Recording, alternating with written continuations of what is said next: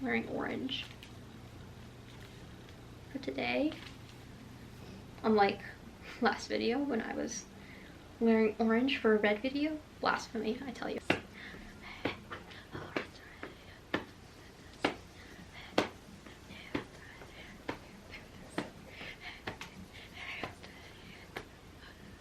It's always hard starting. Do you like my earrings? I just got them. So pretty.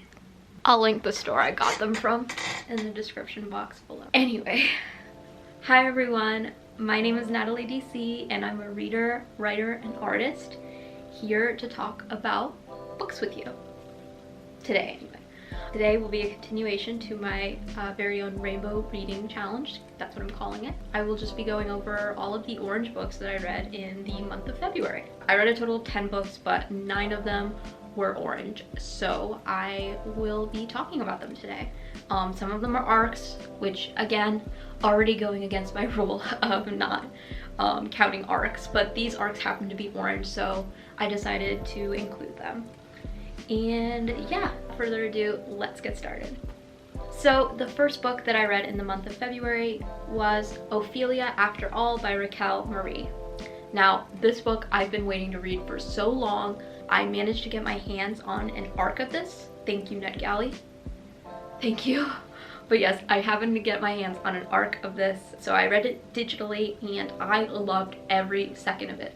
I gave it 5 stars. It was amazing. Basically, this book follows a 17-year-old Ophelia who is a boy-crazy girl in the eyes of her friends, but secretly she is harboring a crush on a certain new girl in her class. This book deals with her questioning her sexuality, questioning her place within her growing friend group, and questioning her Latin heritage as well. I really enjoyed this book. I thought it was so realistic in its depiction of teenagers just being teenagers. I loved every character. They were so complex. The cast was very diverse, which I love. I always love. And they were very gay too, which I always love as well.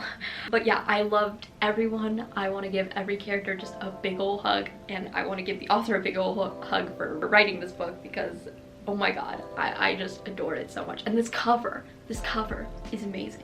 Like, look at you. Look at you. Anyway.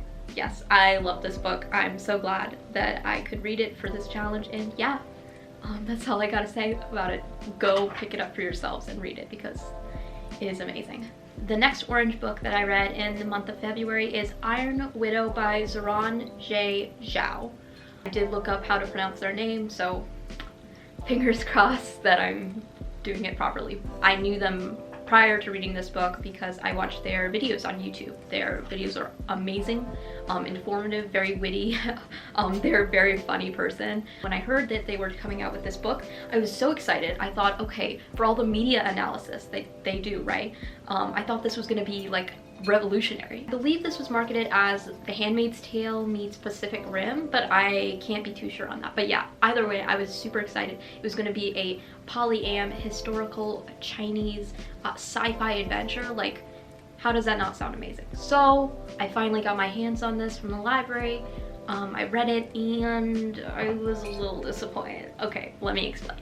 This book follows 18-year-old Zetian, who is enrolling as a concubine pilot in order to avenge the death of her sister, who was killed in battle because of this kind of system that takes advantage of female pilots. They basically drive these like transformer-like mechas to destroy the army that they are fighting, called the Hunduns. Now, this might sound confusing, and it was confusing. All of this was very much info dumped on the reader. And I hate that because the reader isn't really given much information about the Hunduns, about Ki, which is this kind of, I guess, magical substance that powers all of the mechas and everything, and like the pilots themselves. I couldn't tell you what Ki is. I couldn't tell you who the Hunduns are or why the nation of Quaxia is fighting these beings, and yeah, that's a problem because I was confused throughout the book. So the world building wasn't very well done in my opinion, and that really hindered the story because it's very much revolves around this sci-fi fantastical world. So that was one issue that I took with the book. A lot of people did not like the writing style of the book. I understand sometimes it gets a bit preachy with its feminism, rage-filled bullshit, like destroy the patriarchy kind of tone, but I didn't mind it for the most part. Sometimes it got a bit much, but overall it was fine in my opinion. I didn't think it was too cringy, so that gets a pass. The romance was okay. I was really excited for this polyamorous romance that the book was really hyping up. I don't think I'd ever read a polyam romance, so this would have been my first introduction to it, and it was fine. I thought the chemistry was okay between Zetienne and her two boyfriends, so I had no problem with that really, but I would have liked to see more scenes between them because they would always just be thrust into action, and it wasn't very like fun to read, like their rapport in action. I more so preferred the domestic scenes. Like there was one scene when her and her two boyfriends were just like cooking in their loft, and it was really sweet and cute. So I would have liked to read a book just all about that, in my opinion, instead of all of this like fantasy war bullshit, because it just wasn't really working for me personally. But yeah, so the romance, okay. Now, the huge issue that I took with this book was the pacing. The pacing was a mess, an absolute atrocity. It was like for the first 2/3 of the book, I put this in my Goodreads review, it was like the first 2/3 of the book I was reading Hunger Games, and then the last third I suddenly found myself holding a copy of Divergent, and I do not like Divergent. So the ending was so rushed. It was so rushed. Everyone started acting out of character, like completely out of character. There were aliens, spoiler alert, but not really. I don't understand it. There were aliens for some reason, like out of nowhere, and I just didn't understand it. It didn't click for me, and I left the book feeling really disappointed, not really eager to start the next book in the series, which will be coming out eventually, I suppose. But yeah, it was overall kind of disappointing. I did give it 3 stars because for the most part it was okay. I didn't like hate it, but that ending, it really sank it for me. If this book sounds interesting to you guys, you can go, feel free to check it out, but just be warned, the pacing was really all over the place. The world building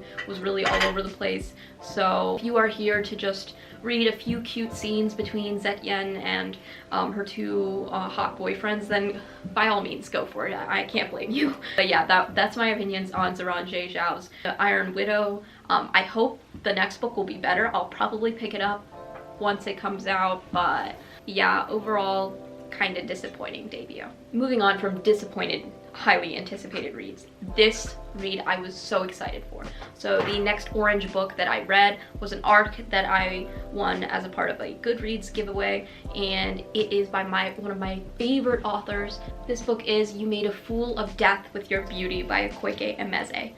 I love this author's writing so much. I've given every book of theirs up until this point 5 stars. I love everything that this author puts out. I'm just a simp for this author at this point, but yeah, I believe this is their first romance, so already amazing. I saw this cover, amazing. We're just in our beautiful cover era, and I love it so much. But yeah, so I was really excited to read this book. So basically this book is about a young woman named Fei. It's been 5 years since the death of her high school sweetheart, and she still hasn't really recovered from it. She's trying to get back into the dating game. She's trying to fight a bout of imposter syndrome, and yeah, it's just been a lot for her. So before she knows it, casual hookups lead to a private vacation with her new boyfriend, in which she gets to meet a famous chef that she and her friend are a fan of. He's a DILF. He happens to be the father of the boy that she went on this vacation with. So as she starts to feel overwhelming attraction for this man, she realizes how much of a pickle she's in. When I figured out that this off-limits man that she falls for happened to be the father of the boy that she was quote-unquote dating, I was concerned. I was a little concerned. I was a little disturbed, a little concerned. I'm not used to reading like, off-limits romance. This was very messy. It was extremely, it's as messy as you would expect this type of romance story to be, but overall, like, I didn't mind it. Like with Akwaeke Emezi's beautiful writing and this amazing story of this woman trying to like believe in herself again. Like, it carried, honestly, it carried the novel. And the weird age gap between the two love interests, it kind of took a backseat. Please don't cancel me, I'm sorry. But like, it was cute. I liked it, honestly. I did. And like the tropical background, like the vibes were immaculate. I just gotta say, the vibes were immaculate. So I couldn't not love this book, okay? Like I said, the romance, you know, age gap, I was a bit iffy on, but overall I enjoyed this book. So I gave it 4.25 stars. It wasn't the 5 stars that I was hoping it would be, but it was still, nonetheless, I don't regret reading this. And I definitely suggest you pick it up if the age gap kind of romance won't like disgust you or ick you out. So the next orange book that I read in the month of February, because between this and the next book I'm going to be talking about, I read an arc of Time as a Mother, Ocean Vuong's newest poetry collection. Ocean Vuong is another author that I love, but unfortunately this cover was not orange, so I could not include it, so I will not be talking about how much I loved this book, okay? My lips are sealed, okay? Moving on. So the next orange book that I read in the month of February is Queenie by Candice Carty-Williams. This book follows 25-year-old Queenie. She is of Jamaican descent and she lives in London, where she struggles to be treated equally by her peers in both the workplace and in the bedroom. This book mainly deals with racism as a Black woman in Britain, and it explores these topics through this woman trying to deal with her deteriorating mental health, the fact that she just gotten broken up with by her boyfriend, as she kind of goes on a self-destructive path for the first about 2/3 of the novel, where basically she just hooks up with every man that she meets. It's very toxic. Yeah, that's basically the book. And then the last third kind of explores her recovery as she seeks help, she seeks therapy, and she starts to believe in herself again. Yeah, so overall I kind of enjoyed this book. Let me explain. Basically, I've been taking a liking to reading books about characters who can't help but self-destruct. I know, kind of sus, kind of weird that I would enjoy books like that, but I just can't help but fall in love with how messy the books are, how dramatic they are. Yeah, it's kind of a toxic trait of mine. But moving on from that, this book was very messy, very drama-filled, so I did enjoy it for that respect. But what I did not enjoy was the pacing, again, of this book, because like I said, the first 2/3 are basically filled with Queenie being very just self-destructive, very toxic to both herself and the people around her. And then suddenly we pivot in the last third, and suddenly she's in therapy and she's getting better. And I feel like we didn't really see a gradual transition from self-destructive to recovery. So yeah, I think that could have been done much better on the author's part. And I also didn't enjoy how at the end some loose ends were still hanging. There wasn't a neat tie-up of some relationships. Like, the novel has somewhat of a focus on her and her complicated relationship with her mother, and by the end we don't really have a heartfelt scene between the two, which I felt was very much needed. I thought that was a bit of a disappointment there, but overall I did enjoy the messiness of the novel as a whole. It's not very plot heavy, it's just filled with Queenie's toxic shenanigans, so if you're into that, I recommend it. If you're looking for like an actual realistic and gradual depiction of mental health, I don't know if I would be able to recommend this novel. But yeah, those are my thoughts on Queenie.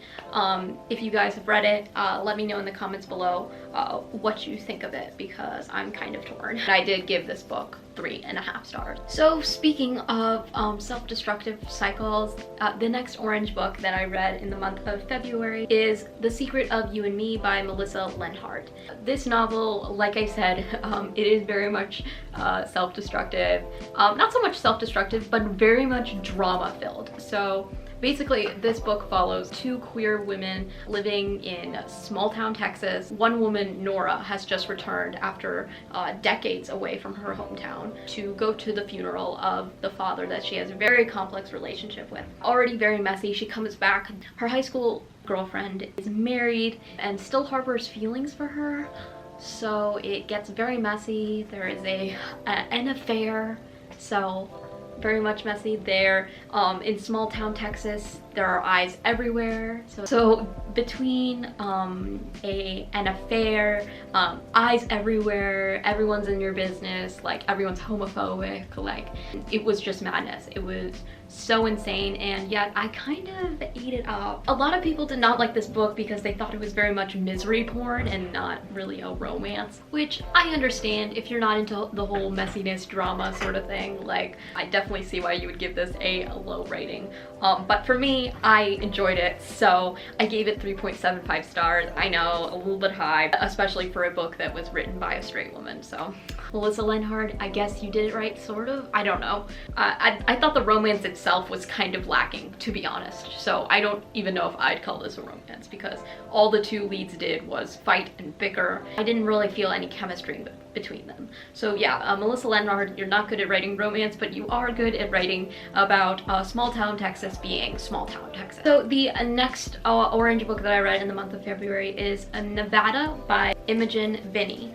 Again, this is a book about a self-destructive main character. This book explores transness. It is a own voices novel by a trans woman, so it is accurate in its representation. The book mainly follows a 29-year-old trans woman named Maria living in New York City as she kind of deals with the split from her longtime girlfriend, about trying to kind of exist on her own without anyone else, which I could kind of relate it to. I really loved the stream of consciousness writing style of this book. It's one of my favorite things. It did meander a lot towards the middle and end, however, because of this weird POV switch to this closeted trans woman, I think. And yeah, it was a bit random, a bit sudden, and then it basically turns into kind of like a road trip novella starring like Maria, the our first main character, and this new character as they form a connection and kind of go on this road trip. It's very random, very strange. I did not expect it, so I didn't really like it all that much, and the ending doesn't even end in Maria's perspective, which is strange because usually if you start with a perspective, like I would expect the book to end in that perspective. Yeah, I really didn't care for that POV switch. It kind of derailed the entire novella for me, but I did enjoy the writing. Yeah, it was a very quick read, especially with the stream of consciousness writing. I believe it was around 250 pages, so yeah, I didn't mind it. It was okay, so I gave it 3.5 stars. And again, I know that's a bit high for all of the shit that I'm talking about it, but I do love me a messy character and a messy plot, so, or lack thereof in this case.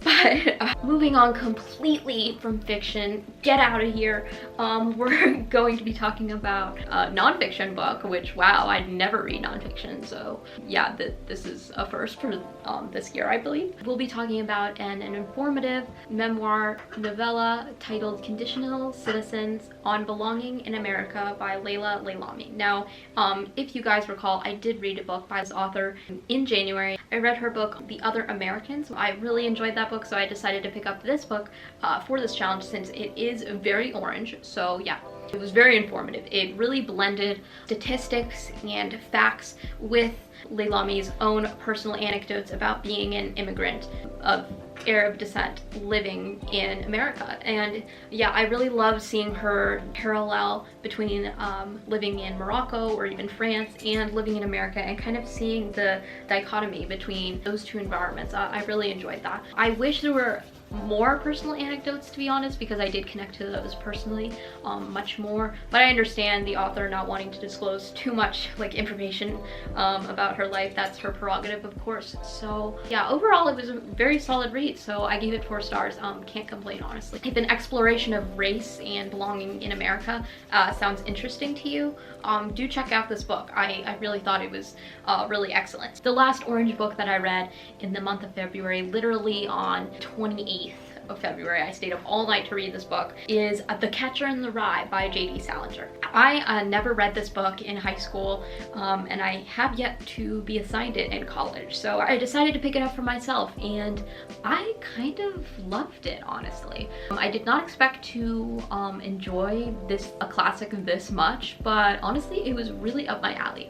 Everyone kind of knows what The Catcher in the Rye is about, but just in case you don't, I'll give it a small summary. It's basically a coming of age story following Holden Caulfield as he kind of reflects back on this, I believe, weekend in New York City that he takes during the week that he is kicked out of his boarding school. And it's kind of him just doing these wacky shenanigans, kind of reflecting on becoming an adult soon. I really loved the themes of this novel and how they were intertwined with the idea of madness and going mad. The stream of consciousness writing style was off the charts, so you know that I loved the writing. And yeah, I couldn't put it down. I stayed up literally until like midnight or 1 a.m. to finish this book, and honestly, I don't regret it. I gave it 3.75 stars. I didn't give it a full 4 stars because I felt at times that there were some I know this might seem like trivial, but there were a lot of phrases that were repeated so much throughout the book. And if you remember my review from the last video of Darius the Great is Not Okay by Adib Karam, and how he repeated phrases a lot whenever there was some high stakes scene going on, yeah, you would know that I don't like when authors do that. And the same thing is the case for this book. There are many phrases that are repeated, and sometimes it gets a chuckle out of me or makes me think a little bit deeper about the text, but mainly it just annoys me, which maybe that's what the author was going for, but for me that didn't really work for me. So yeah, 3.75 stars, still a really good read. If you somehow haven't read The Catcher in the Rye like I hadn't before February 28th, do check it out. It is worth a read, but if you don't like annoying male characters being annoying males, maybe skip this one, okay? Okay. So I know I said I read 9 orange books, and I did, but this last orange book, I did happen to read it in March, so a little bit late for this challenge. Whoopsie, I failed. It's okay, I'm gonna talk about it anyway. Kind of an honorable mention, not much to say because this is a book that was published by my publisher, Bottle Cap Press. So I definitely, if you want to pick it up, it's only $10.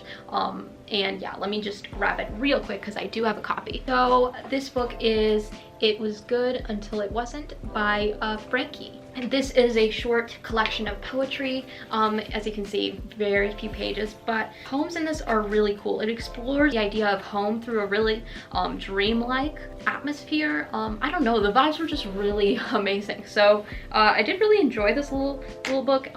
There is orange, as you can see, so I did count it. It's a little more orange on Goodreads. My favorites would probably be the 5 at Night and Redefining Romance, but yeah, I'll definitely link where you can purchase this in the description box below. It's very affordable to get, very quick read, as you can see, and yeah, I thought it was cute. Hey, definitely check it out. But yeah, guys, that was all the orange books that I read in the month of February. I hope you enjoyed this video. If you did, make sure to give it a big thumbs up. Comment down below what you read in February. All my socials are linked in the description box, as well as where you can purchase my debut poetry chapbook, Blue Pearl, available on Bottle Cap Press, also linked in the description. But yeah, let me just show you the stack of books that I'll be reading in the month of March, which are going to be all yellow.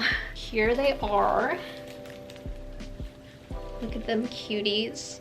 Amazing. And of course, this won't be all of the books that I'm reading in March, because Natalie reading a healthy amount of books in a month, never heard of it. So yeah, guys, that's basically it. So I hope you have a fantastic day, week, month, whatever you're feeling, and yeah, I'll see you guys in the next one. Bye.